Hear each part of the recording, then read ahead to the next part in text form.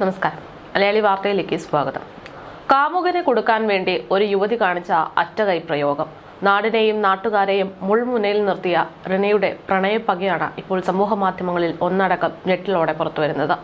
കഴിഞ്ഞ കുറച്ചധികം ദിവസമായി കേരളത്തിലടക്കം പല സ്ഥലങ്ങളിലും ബോംബ് ഭീഷണി പോലുള്ള കൊലപാതക സന്ദേശങ്ങൾ തുടരെ വന്നുകൊണ്ടിരുന്നു. നിരവധി തരത്തിൽ ഇത്തരത്തിലുള്ള വധഭീഷണി സന്ദേശങ്ങൾ എത്തിയിരുന്നത് സർക്കാർ ഓഫീസുകളിലേക്കാണ്. പ്രധാനമന്ത്രി നരേന്ദ്രമോദി കേരളത്തിലെത്തുന്ന സമയത്തടക്കം ഇത്തരത്തിലുള്ള സന്ദേശങ്ങൾ വന്നിരുന്നു എന്നതാണ് യാഥാർത്ഥ്യം. എങ്കിലും ആരാണ് ഇതിന് പിന്നിൽ പ്രവർത്തിച്ചത്, ആരാണ് ഇത്തരത്തിലൊരു മെയിൽ സന്ദേശം നൽകുന്നത് എന്നതൊക്കെ പോലീസ് അന്വേഷിച്ചുകൊണ്ടിരിക്കുകയായിരുന്നു. ഇപ്പോഴിതാ ഒടുവിൽ ആളെ കണ്ടെത്തിയിരിക്കുകയാണ്. ഇതിന് പിറകിൽ പ്രവർത്തിച്ചത് ഒരു പെൺകുട്ടിയാണ് എന്നുള്ള റിപ്പോർട്ടുകൾ പുറത്തുവരുന്നു. റെനി എന്ന് പറയുന്ന യുവതി, റെനി എന്ന് പറയുന്ന ഒരു ടെക്കിയാണ് ഇത്തരം സന്ദേശങ്ങൾ അയച്ചുകൊണ്ടിരിക്കുന്നത് എന്നാണ് പുറത്തുവന്ന വിവരം. ഈ ഒരു പെൺകുട്ടിയുടെ പ്രണയപ്പകയാണ് ഇത്തരമൊരു രീതിയിലേക്ക് കാര്യങ്ങൾ എത്തിയിരിക്കുന്നത് എന്നാണ് വിവരം. ഇത്തരം സന്ദേശങ്ങൾ ഭീഷണിയായി നൽകുന്നതിന് പിറകിൽ തന്നെ വിവാഹം കഴിക്കാതെ മറ്റൊരാളെ വിവാഹം കഴിച്ച ചെറുപ്പക്കാരനോടുള്ള കൊല്ലാക്കല ചെയ്യാനുള്ള പ്രണയപ്പക എന്നുള്ള രീതിയിലാണ് അവർ ഇങ്ങനെയൊരു പ്രവർത്തനം ചെയ്തതെന്നാണ് വിവരം.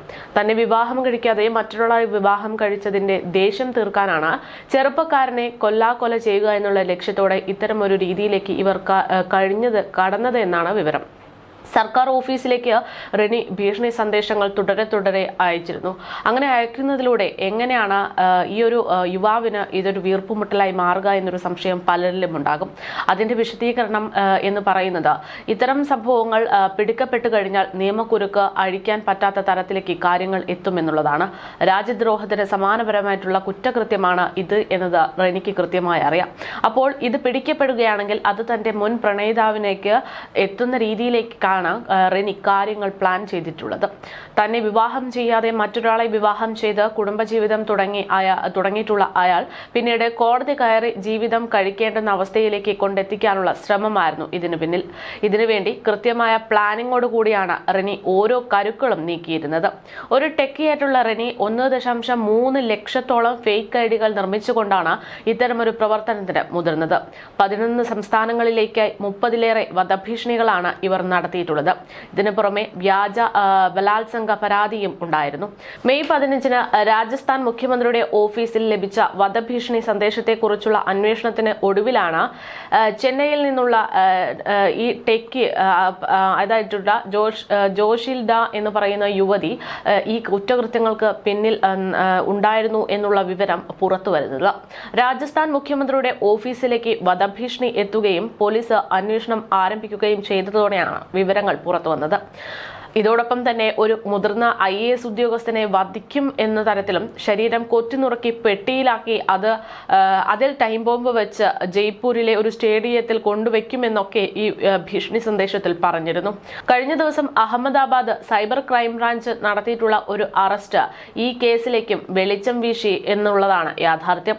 അഹമ്മദാബാദിലെ നരേന്ദ്രമോദി സ്റ്റേഡിയത്തിൽ ബോംബ് വയ്ക്കുമെന്ന വ്യാജ സന്ദേശം വന്നിരുന്നു. ആ സംഭവത്തിൽ യുവതി അറസ്റ്റിലാവുകയായിരുന്നു. വിശദമായ അന്വേഷണങ്ങൾക്കും ചോദ്യം ചെയ്യലിനും ഒടുവിലാണ് പിന്നീട് രാജസ്ഥാനിലെ ഉൾപ്പെടെ കേരളത്തിലെയും മറ്റു സ്ഥലങ്ങളിലേക്കുമൊക്കെയുള്ള വധഭീഷണി ഉൾപ്പെടെ 11 സംസ്ഥാനങ്ങളിൽ റെനി തുടരെ ഇത്തരം സൈബർ കുറ്റകൃത്യങ്ങൾ ചെയ്തിരുന്നു എന്നുള്ള വിവരങ്ങൾ പുറത്തു വന്നത്. ഡെലിവേറ്റിലെ സീനിയർ കൺസൾട്ടന്റ് ആയിട്ട് ജോലി ചെയ്തു വരുന്ന യുവതിയാണ് ഇത്. വിവരവും വിദ്യാഭ്യാസവും നല്ല പോലെയുള്ള ഒരു ചെറുപ്പക്കാരി. എന്തിനാണ് തന്റെ നഷ്ടപ്രണയത്തിന്റെ പേരിൽ ഈ ഒരു പകയ്ക്ക് ഇങ്ങനൊരു രീതി സ്വീകരിച്ചത് എന്ന് ചോദിച്ചപ്പോൾ അവർ പറഞ്ഞ ഉത്തരം കേട്ട പോലീസ് പോലും ഞെട്ടി എന്നുള്ളതാണ് യാഥാർത്ഥ്യം. പലവട്ടം ഇതേ യുവാവിനെ ബലാത്സംഗ കേസിൽ കുടുക്കാൻ ശ്രമിച്ചിരുന്നു. പക്ഷെ അതെല്ലാം പരാജയപ്പെട്ടു. ഇതിനുശേഷമാണ് താൻ ഇത്തരത്തിൽ ഒരു സൈബർ ക്രൈം ചെയ്തത്, ആ യുവാവിനെ കുടുക്കാൻ ശ്രമിച്ചത് എന്നാണ് യുവതിയുടെ ന്യായീകരണം. ഭേദപ്പെട്ട കുടുംബ പശ്ചാത്തലവും വിദ്യാഭ്യാസവും ഒക്കെ ലഭിച്ചിട്ടുള്ള ആൾ തന്നെയാണ് റെനി എന്ന് പറയുന്നത്. ചെന്നൈയിലായിരുന്നു ഇവരുടെ വിദ്യാഭ്യാസം. സ്കൂൾ വിദ്യാഭ്യാസത്തിന് ശേഷം ശ്രീ വെങ്കടേശ്വര കോളേജ് ഓഫ് എഞ്ചിനീയറിംഗിൽ നിന്ന് ഇലക്ട്രിക്കൽ ആൻഡ് ഇലക്ട്രോണിക്കൽ ബിടെക് ബിരുദം നേടിയിട്ടുള്ള വ്യക്തിയാണ് ഇവർ. 2017 ജൂലൈയിൽ ആപ്ലിക്കേഷൻ ഡെവലപ്മെന്റ് അസോസിയേറ്റായി ആക്സെഞ്ചർ അവരുടെ പ്രൊഫഷണൽ കരിയർ ആരംഭിക്കുകയും ചെയ്തു. 2021 ഡിസംബർ വരെ അവിടെയാണ് ജോലി ചെയ്തിരുന്നത്. 2022 ജനുവരിയിലാണ് റെനി ഡെലിവേറ്ററിൽ ജോലി ആരംഭിക്കുന്നത്. ഇതിനിടെ ആർട്ടിഫിഷ്യൽ ഇന്റലിജൻസ്, മെഷീൻ ലേണിംഗ് മുതലായവയെ കുറിച്ചുള്ള നിരന്തര പഠനവും ഇവർ നടത്തിയിരുന്നു. അത്ര വലിയ കുഴപ്പക്കാരിയായിട്ടൊന്നും റെനിയെ ആർക്കും തന്നെ തോന്നിയിരുന്നില്ല. സുഹൃത്തുക്കൾക്ക് മുന്നിൽ യാതൊരു സംശയവും ഇവർ ഉണ്ടാക്കിയിരുന്നില്ല എന്നുള്ളതാണ്. ചില സമയങ്ങളിലൊക്കെ റെനിയുടെ ഇൻസ്റ്റഗ്രാം അക്കൗണ്ടിൽ നിന്ന് തങ്ങൾക്ക് ബുദ്ധിമുട്ടുള്ള പല രീതിയിലുള്ള സന്ദേശങ്ങൾ വരുന്നുണ്ടെന്ന് സുഹൃത്തുക്കൾ റെനിയോട് പരാതിയായി പറഞ്ഞപ്പോൾ തന്റെ ഇൻസ്റ്റഗ്രാം അക്കൗണ്ട് ഹാക്ക് ചെയ്യപ്പെട്ടു എന്നുള്ള ഒരു മറുപടിയിലൂടെ ആ സംശയവും ഒഴിവാക്കി എന്നുള്ളതാണ് യാഥാർത്ഥ്യം.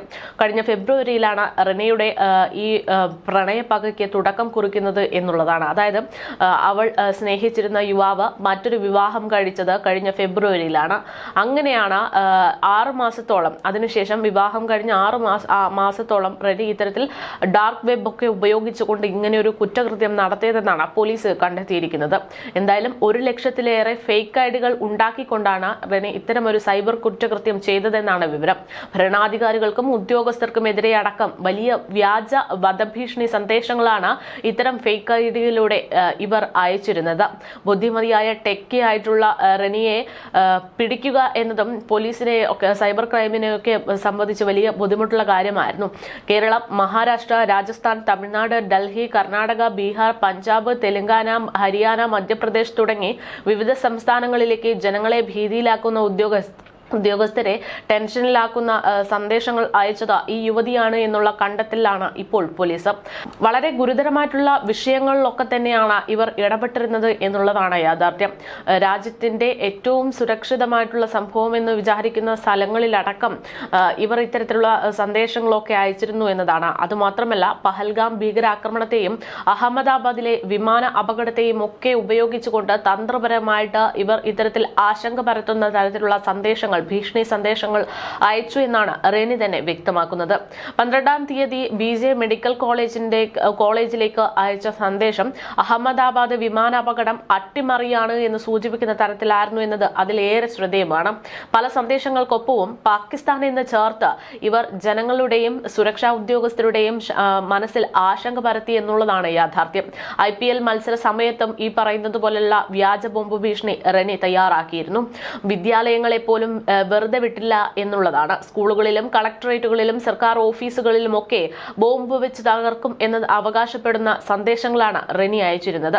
IPL മത്സരങ്ങളുടെ പശ്ചാത്തലത്തിൽ ഉൾപ്പെടെ വന്നിട്ടുള്ള ഭീഷണി സന്ദേശങ്ങളെ കുറിച്ച് അന്വേഷിക്കാൻ അഹമ്മദാബാദ് പോലീസ് കമ്മീഷണർ ജ്ഞാനേന്ദ്ര സിംഗ് മാലിക്, DCP-മാരായിട്ടുള്ള ലവീന സിൻഹ, അജിത് രാജയാൻ, SP ഹർദീപ് മഖാഡിയ എന്നിവരടങ്ങുന്ന സംഘമാണ് ഇപ്പോൾ ഒരു സംഘത്തെ രൂപീകരിച്ചിരിക്കുന്ന വിവരങ്ങൾ പുറത്തുവരികയാണ്. എന്തായാലും വലിയൊരു കുറ്റകൃത്യം ഇപ്പോൾ തെളിഞ്ഞിരിക്കുകയാണ്. പക്ഷേ അതിന് പിറകിലുള്ളത് ഒരു യുവതിയാണ്. ആ യുവതി തൻ്റെ മുൻ കാമുകനോട് അല്ലെങ്കിൽ തൻ്റെ പ്രണയിതാവിനോട്, മറ്റൊരു യുവാവ്, താൻ വിവാഹം കഴിക്കാൻ ആഗ്രഹിച്ചിരുന്ന യുവാവ് മറ്റൊരു ജീവിതത്തിലേക്ക് കടന്നതിൻ്റെ പ്രണയപ്പകയായിട്ടാണ് ഈ ഒരു കാര്യം ചെയ്തത് എന്നുള്ള ഞെട്ടലിൽ തന്നെയാണ് ഇപ്പോൾ അധികൃതർ ഒന്നടങ്കം.